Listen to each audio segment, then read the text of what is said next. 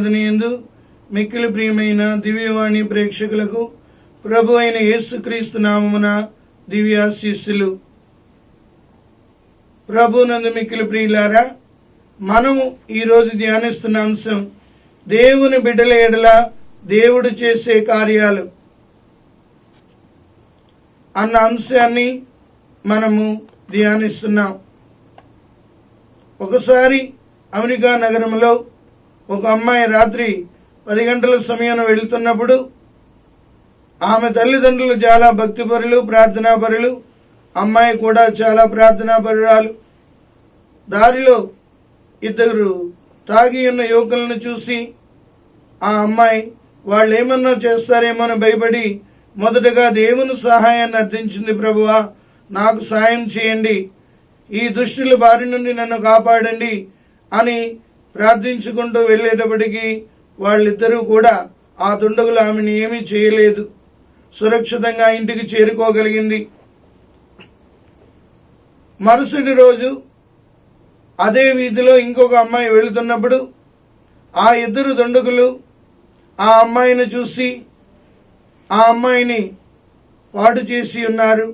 తర్వాత వాళ్ళని జైల్లో పెట్టి ఉన్నారు.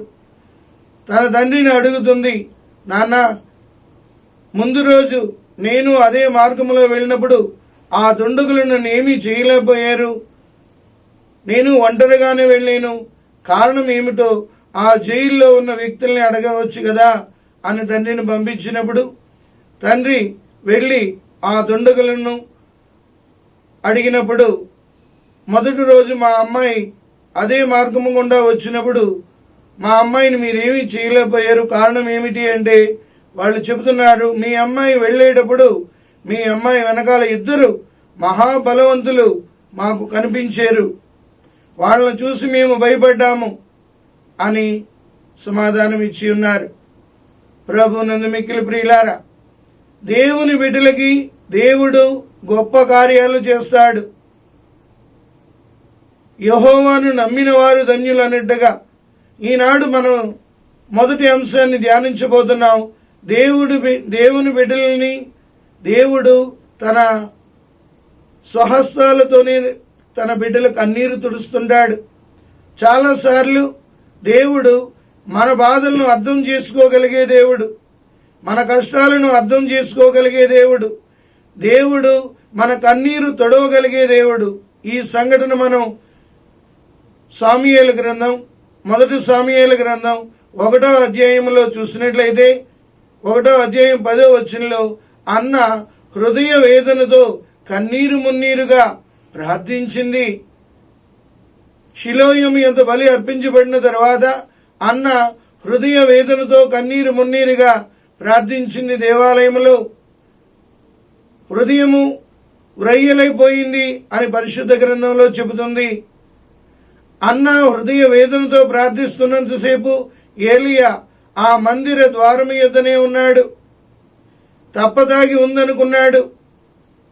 అంటున్నాడు, అమ్మా, ఎంతసేపు కైపెక్కి ప్రార్థిస్తావు, ఇక నీ మత్తు వదిలించుకో అంటే అన్నా చెబుతుంది, అయ్యా, నేను హృదయ వేదనతో ప్రార్థిస్తున్నాను, నాకు గొడ్రాలనే నింద ఉంది, ఆ నిందను తొలగించమని దేవుణ్ణి అడుగుతున్నాను అని కన్నీటితో అన్న ప్రార్థించినప్పుడు దేవుడు ఏలియా ద్వారా సమాధానం ఇచ్చి ఉన్నాడు.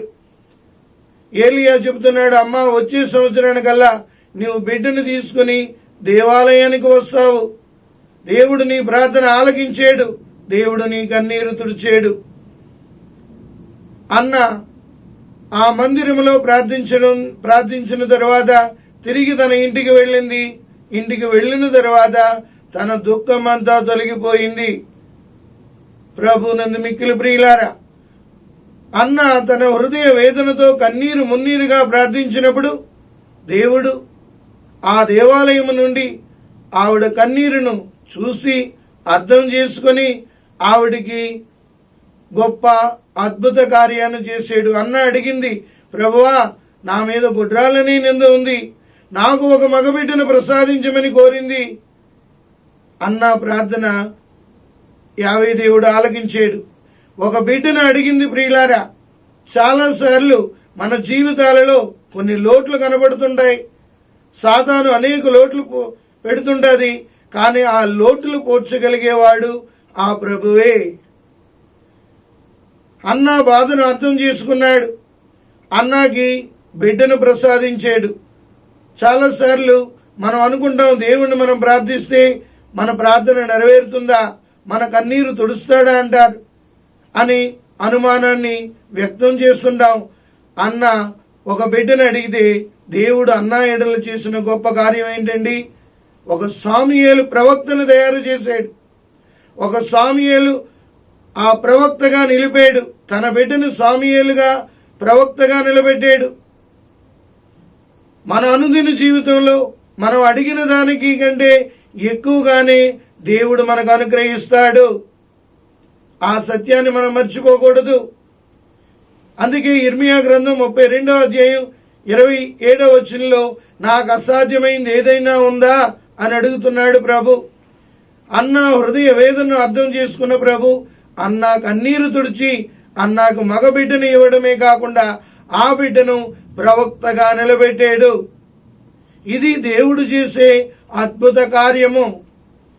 ఇక రాజుల గ్రంథంలోకి వెళ్లి చూసినట్లయితే రాజుల 2వ గ్రంథము 20వ అధ్యాయంలో 1వ వచనం నుండి మనం చూసినట్లయితే హిజ్కియా రాజు జబ్బుపడి ఉన్నాడు.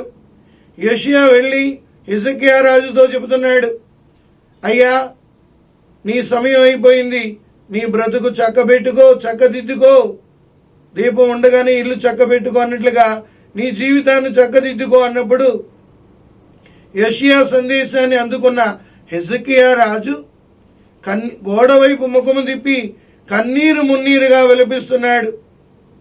ఇన్నాళ్ళు నిన్ను చిత్తశుద్ధితో సేవించిదని నీ చిత్తము చెప్పున నేను నడుచుకుంటుని యావే దేవుణ్ణి అడుగుతున్నాడు, నేను మరణించవలసిందేనా అంటూ హిజ్కియా రాజు తన కన్నీటితో దేవుణ్ణి వేడుకుంటున్నాడు. యోషియా రాజప్రసాదం దాటిపోకముందే యావే దేవుడు హిజ్కియా రాజు యొక్క ప్రార్థన ఆలకించి ఉన్నాడు. మళ్ళా అదే ప్రసాదం దాటిపోకముందే యోషియా ద్వారా హిజ్కియా రాజుకి సందేశాన్ని అందిస్తున్నాడు. నేను నీ ప్రార్థన ఆలకించితిని, నీ కన్నీళ్లను నా కన్నులారా చూచితిని.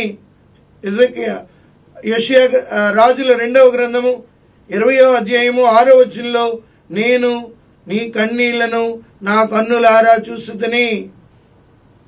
ప్రభునందు మిక్కిలి ప్రియమైన దివ్యవాణి ప్రేక్షకులారా, మనము చేసిన కన్నీటి ప్రార్థన దేవుడు చూస్తున్నాడు. మనము కన్నీరు కారుస్తున్నప్పుడు దేవుడు చూస్తున్నాడు. మనం ఏ రీతిగా జీవిస్తున్నామో దేవుడు చూస్తూ మన ఎడల గొప్ప కార్యాలు చేయడానికి ఆయన ఎల్లప్పుడూ సిద్ధముగా ఉంటున్నాడు. మొదట మరణిస్తావు అనే సందేశాన్ని అందజేసిన యోషియా ప్రవక్త మళ్ళా తిరిగి వెళ్లి రాజుకి శుభవార్తను అందిస్తున్నాడు. ఏమని? దేవుడు నీ ప్రార్థన ఆలకించాడు, నీ కన్నీళ్లను దేవుడు చూశాడు. నీవు 3 దినముల్లో దేవాలయానికి వెళ్లి కనిపించుము, దేవుడు నీకు 15 సంవత్సరాలు ఆయుష్ పొడిగించి ఉన్నాడు. ఎంత అద్భుత కార్యమో చూడండి ప్రియులారా. చాలా సార్లు మనకు అనారోగ్యాలు వచ్చినా, సమస్యలు వచ్చినా అందరితో చెప్పుకుంటాం, మన బంధువులతో చెప్పుకుంటాం, మన తోబుట్టువులతో చెప్పుకుంటాం, మన స్నేహితులతో చెప్పుకుంటాం. కానీ చెప్పవలసిన వాళ్లతో మనం ఎప్పుడూ చెప్పమండి. ఎవరు మన ప్రార్థన, మన కన్నీరు, మన వ్యధలు, మన బాధలు చూడగలిగే దేవుడంటే ఆ ప్రభువే. ఆ ప్రభువుతో మన గోడును వెన్నవించుకోగలుగుతున్నామా? అందుకే దేవుడు చేసే కార్యాలలో మొదటి కార్యం మనం చూస్తున్నాం, మన కన్నీరు తుడవగలిగే దేవుడు మనకున్నాడు. మన కన్నీరు తుడిచి మనకు ఆనందాన్ని ఇవ్వగలిగే ప్రభు ఉన్నాడు. కావున దేవుని బిడ్డలుగా మనకు బాధలు కలిగినప్పుడు, సమస్యలు కలిగినప్పుడు, శోధనలు కలిగినప్పుడు, వ్యాధులు కలిగినప్పుడు మన కన్నీరు తుడవగలిగే ప్రభుతో మనం విన్నవించుకోవాలి.